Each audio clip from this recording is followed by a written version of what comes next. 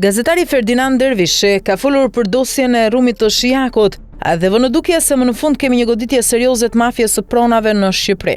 Duke shpjeguar skemën, Dervishi thot se grupi kriminal u vinte syrin pronave pa zot të shtetit, përmes ndihmës së pronave të ligjshme të fshatarëve dhe mandej kryeshin falsifikime në hipoteka.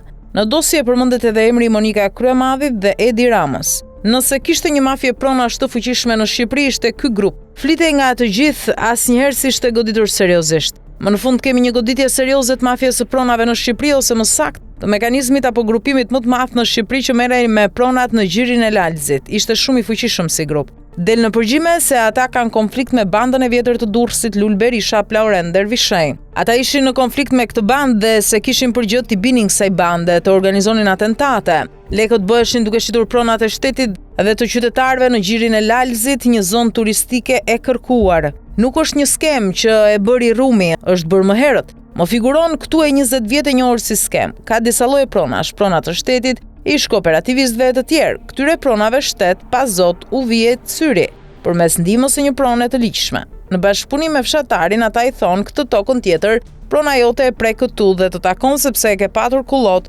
Ata i thonë e dim ne. Futen dhe falsifikojnë në hipoteka dhe këtë pronë ja quajnë si pronë të kthyer fshatarit sikur e ka kullot. Ja quajnë si pronë të kthyer dhe ja bëjnë pronë me letra. Ja blenë me një vlerë minimale ku ai prapë është i kënaqur. Kështu funksionon kjo lloj mafje. Sa lexova unë në dosje, ishin të paktën 20 pasuri që ishin marrë një për një.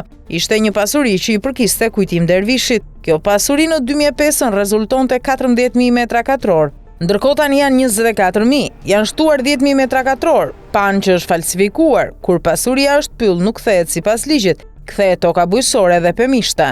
Aty ku lexonte pyll është falsifikuar dhe është bërë pemishte. I është kthyer këtij njeriu dhe ja ka shitur dikujt. Ky dikush s'është më shumë se Andi Maloku, shoferi që u vran makinë. Shitja është 2 milion lek, ndërkohë që pasuria vlen 100 apo 200 herë më tepër.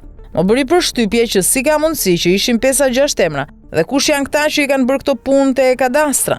I gjati që përdoret mund të jetë Edi Rama. Flitet një muaj gjysmë pas tërmetit ku kërkoheshin për ndërtime. Nuk mund të hedhësh balt. Ishte më i rënd rasti ku përmendej Monika pasi flitej për vota, thot ndër të tjera gazetare.